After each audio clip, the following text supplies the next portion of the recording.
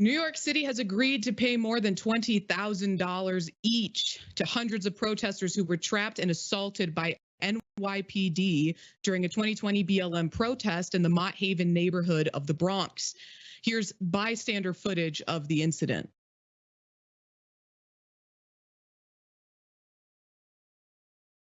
Oh my God.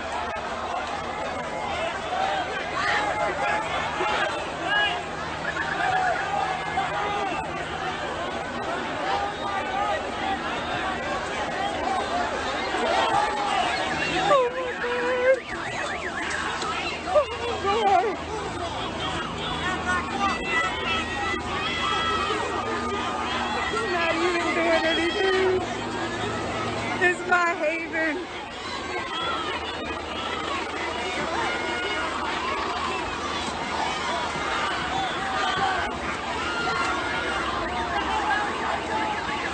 Oh my God. Oh my God.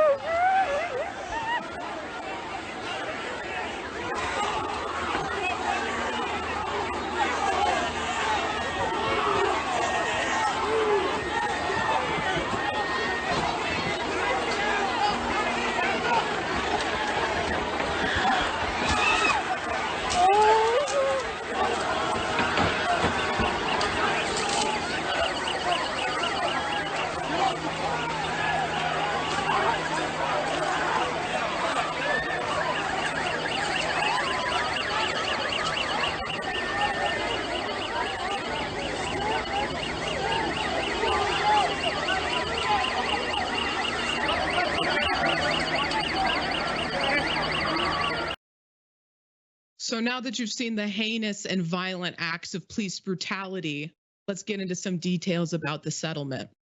Per the Gothamist, according to documents filed in federal court on Tuesday evening, the city and the NYPD reached a proposed settlement to compensate anyone who was corralled by police during the infamous June 4th crackdown, which took place at the height of the protests against the police killing of George Floyd. The settlement, which must still be approved by a judge, is believed to be the largest ever per-person payout for a class action lawsuit arising from a mass arrest, according to Allison Frick, an attorney for the named plaintiffs who brought the class action lawsuit. Frick said the settlement is expected to be finalized in October, with victims likely receiving compensation before the end of the year. Roughly 300 protesters were marching along 136th Street and Brook Avenue when they were blocked on both sides by walls of heavily armored NYPD officers, a tactic known as kettling. Officers proceeded to attack the group with batons and pepper spray before arresting an estimated 278 people. Among those trapped were medics, legal observers, and journalists who may be eligible for compensation. Under the terms of the settlement, anyone who was present for the kettling will be eligible to receive $21,500. An additional $2,500 will be awarded to each person who was arrested. The city is expected to pay an estimated $6 million to participants in the Mott Haven protest, in addition to attorney's fees arising from the case. So I just want to say to everybody, next time you hear New York City Mayor Eric Adams talking about all of the taxpayer dollars being wasted by people jumping turnstiles on the subway, remind him about all of the taxpayer dollars being wasted because of police misconduct and having to pay out settlements because of their abuse. All right, let's get into a few more facts about this.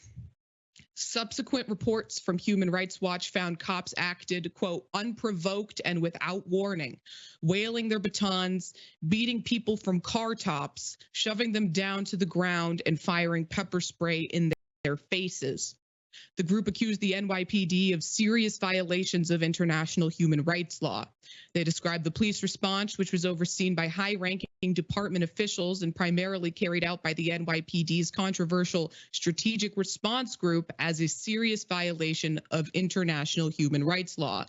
In an unattributed statement on Wednesday, the NYPD said the protest came during a challenging moment for the department, as officers attempted to balance demonstrators' First Amendment rights with what the agency referred to as, quote, wide-scale rioting and destruction, apparently senselessly beating people with their batons and shooting pepper spray directly into their faces is their idea of balance. Now, the settlement does not include an admission of wrongdoing by the NYPD, whose leadership under former Mayor Bill de Blasio, who you can see here on the left, vigorously defended police actions. The day after the protest, former NYPD Commissioner Dermot Shea, who you see on the right, said the response was, quote, executed nearly flawlessly, describing the protest leaders as outside agitators. On Wednesday, though, the agency said it had re-envisioned its policies and training procedures around large-scale demonstrations after receiving recommendations from several outside agencies. I mean, Jackson, you saw the video. Nearly flawless? I don't think so. Yeah, I mean, you really could only have that opinion if you just kind of heard through a friend of a friend about what happened. But I think it's very important that these types of settlements happen and that we amplify them because, as you pointed out, this is just a clear violation of human rights. It's our right to protest. It's our right to gather together to voice our concerns about what's bothering us in society and how to fix it.